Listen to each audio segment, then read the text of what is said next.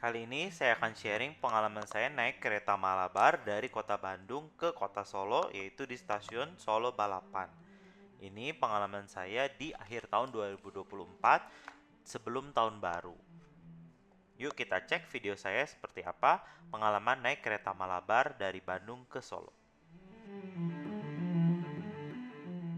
Ini adalah lobi utama dari stasiun Bandung. Saya lebih awal karena akhir tahun penuh ya keretanya.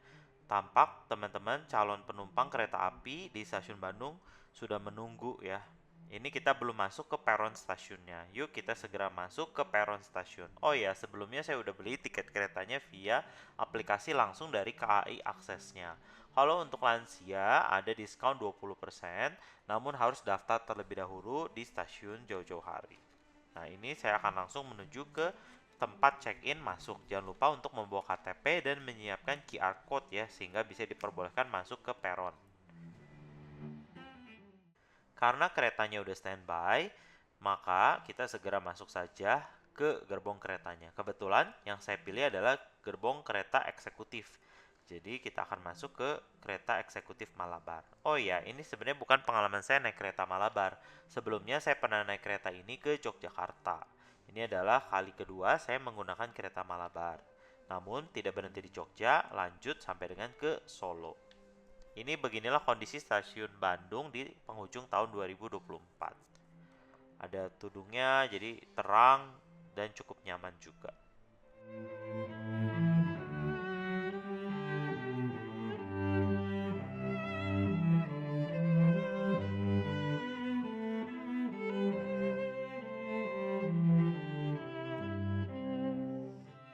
Tanpa berlama-lama lagi, ayo kita masuk ke dalam gerbong kereta eksekutif kereta Malabar. Yang perlu saya cek adalah rute perjalanan keretanya. Kita bisa cek selalu dipampang di sini, yaitu rute perjalanan KA atau kereta api Malabar. Berlanjut dari Bandung dan seterusnya Kiara Condong dan seterusnya sampai nanti di ujung kalau terus adalah sampai ke Malang. Cuman kita nggak sampai ke Malang, berhenti di Solo Balapan. Ini lewat juga ke Yogyakarta.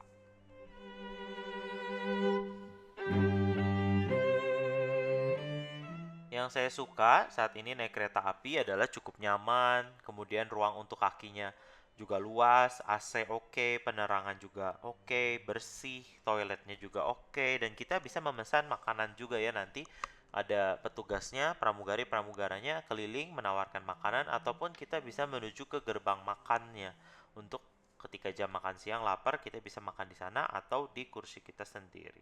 Dan kalau eksekutif kelebihannya bisa kursinya diputar dan juga sofanya itu bisa dimiringkan seperti posisi tidur. Jadi sangat nyaman deh untuk bisa naik kereta api. Ini adalah pemandangan dari dalam kereta ya, dari Bandung ke Solo. Kurang lebih pemandangan yang dominan adalah sawah, kemudian gunung, dan juga pepohonan yang rindang.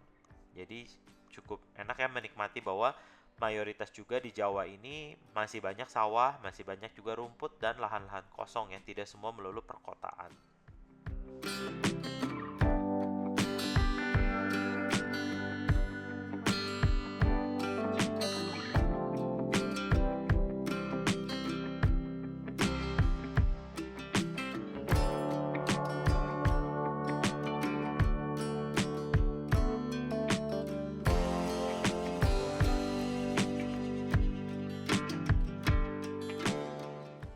Kebetulan ketika kita lewati itu sawahnya masih baru ditanam ya, jadi masih berwarna hijau.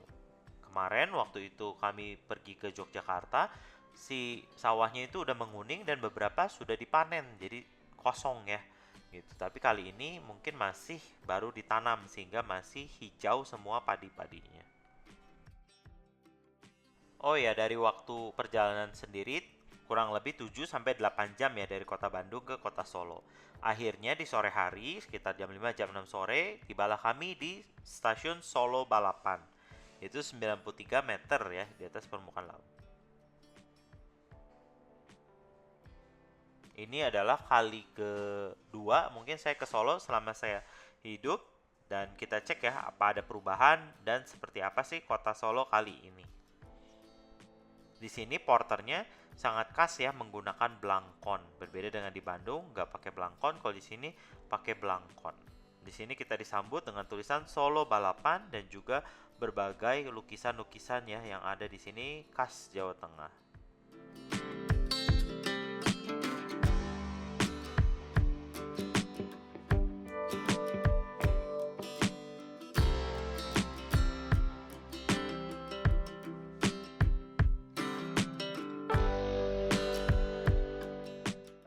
Tidak berlama-lama, langsung kita keluar dari stasiun dan juga karena udah waktunya makan malam, kami akan langsung cek makanan khas yang ada di Solo, seperti timlo Solo, selat Solo, dan sebagainya.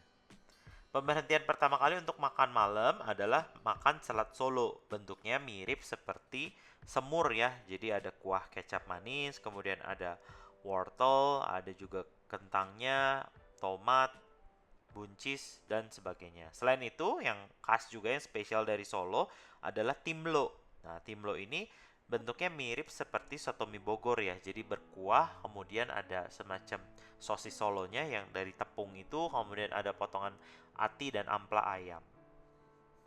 Ini adalah kami makan di rumah makan Timlo Solo. Teman-teman bisa Google dan cobain di sini makannya.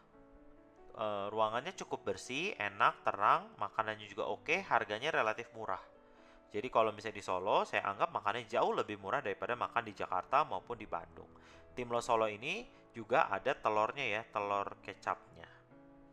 Dan juga ada semacam bihun atau sounnya di situ dicampur dengan nasinya. Nasinya diguyur dengan kuahnya.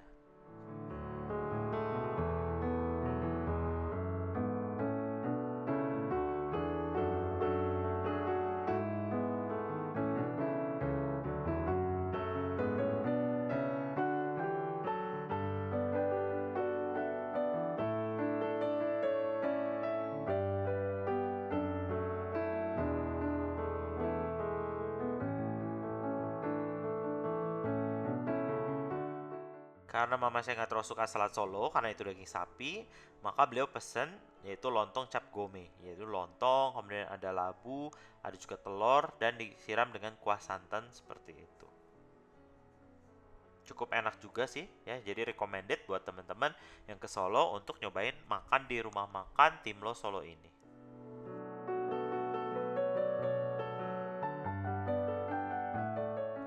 Gak jauh dari rumah makan Timlo Solo ini, sebelum kami pulang ke hotel, kami mampir dulu ke salah satu toko kue legendaris yang ada di kota Solo. Katanya belum ke Solo kalau belum ke sini untuk beli oleh-oleh, yaitu adalah toko roti Orion atau perusahaan roti Orion. Ini adalah tampak depan dari perusahaan roti Orionnya, gak jauh dari rumah makan Timlo Solo.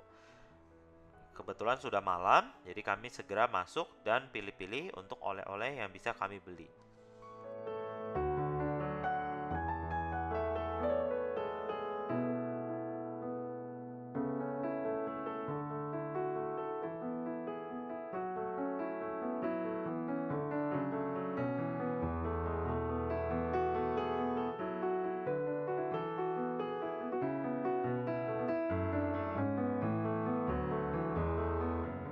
Masuk ke dalam, di sini ya ruangannya oke, kemudian banyak juga minuman di sini kalau haus dan pilihannya banyak, tidak hanya roti atau bolu yang khasnya, namun juga dijual berbagai cemilan. Yang saya beli di sana ada beberapa kerupuk dan juga seperti kaki ayam, kerupuk usus ayam dan sebagainya. Dan didirikan di plakatnya itu 23/03/1932. Sudah hampir mencapai 100 tahun ya si roti Orion Solo ini.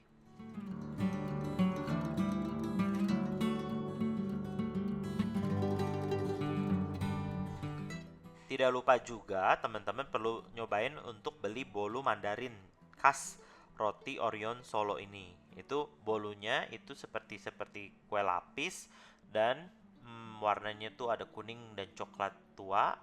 Itu sangat empuk dan gurih ya, ada yang spesial, ada yang biasa. Teman-teman bisa beli itu untuk oleh-oleh ya buat keluarga atau teman.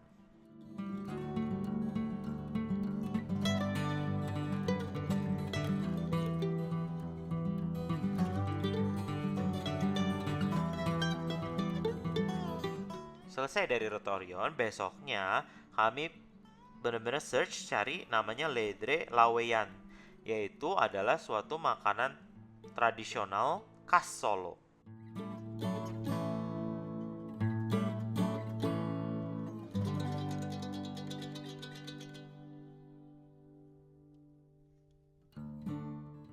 Bisa dibilang lokasinya itu sangat tersembunyi ya, ada di gang kecil, namun sangat terkenal. Jadi orang bisa ngikutin Google Map dan juga ada WA-nya, ada Instagramnya, bisa follow dan tanya apakah buka dan buka di mana, aksesnya bagaimana. Dan saya juga melakukan hal yang sama, dipandu, sehingga saya bisa ketemu nih Ledre Laweannya. Dan si mbaknya itu udah siap-siap, udah jualan, dan kita bisa pesan, bisa makan di tempat maupun dibawa pulang. Nah, buat teman-teman yang tidak tahu seperti apa, ini tuh adalah dibuat dari beras ketan ya, lalu diemple-emple atau ditaruh di atas wajan yang panas ya, tanpa minyak.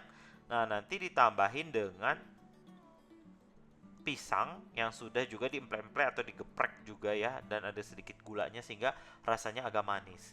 Harganya itu sangat terjangkau dan ini adalah makanan yang tradisional lah, seperti kalau di Jakarta atau di Betawi adalah kerak telur yang sangat sulit untuk dijumpai di zaman sekarang ini. Nah, wanginya cukup menggoda ya ketika si ledre ini dimasak gitu. Sangat wangi, ada karamel, wangi pisangnya, wangi ketan bakar dan sebagainya. Itu sangat menggugah selera. Jadi karena memang pingin dan juga lapar juga, saya pesan satu yang dimakan di tempat dan sisanya dibungkus untuk dimakan nanti di hotel. Nah, ini adalah cara membuat si ledrenya. Jadi ketannya dipanaskan di situ, ditaruh, kemudian ditambahkan dengan itu adalah pisang. Pisang yang udah dihancurin gitu, seperti bentuknya seperti bubur, dan ditaruh di atasnya, nanti digulung seperti martabak lah. Itu seperti serabi.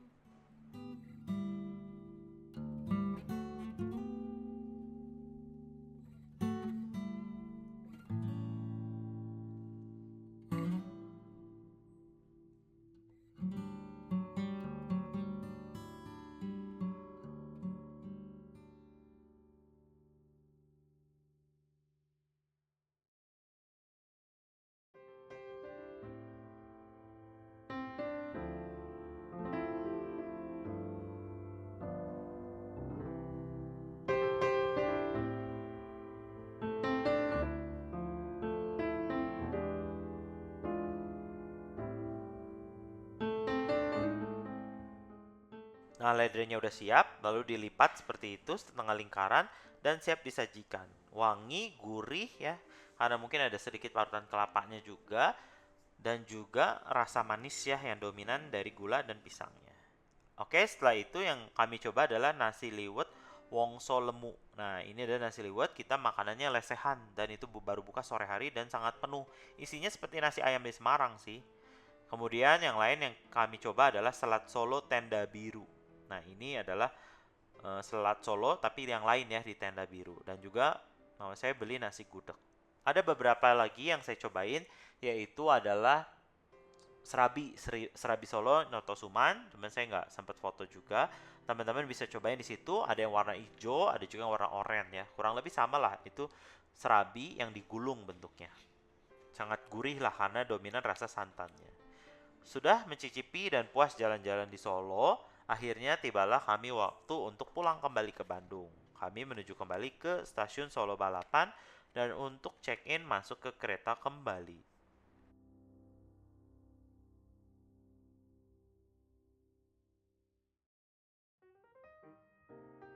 Suasana di stasiun Solo Balapan adalah seperti ini, banyak juga tenan-tenan di sini, sehingga teman-teman yang lapar atau yang belum sempat beli oleh-oleh bisa juga beli oleh-oleh di sini atau makan ngopi-ngopi dulu kecil di sini.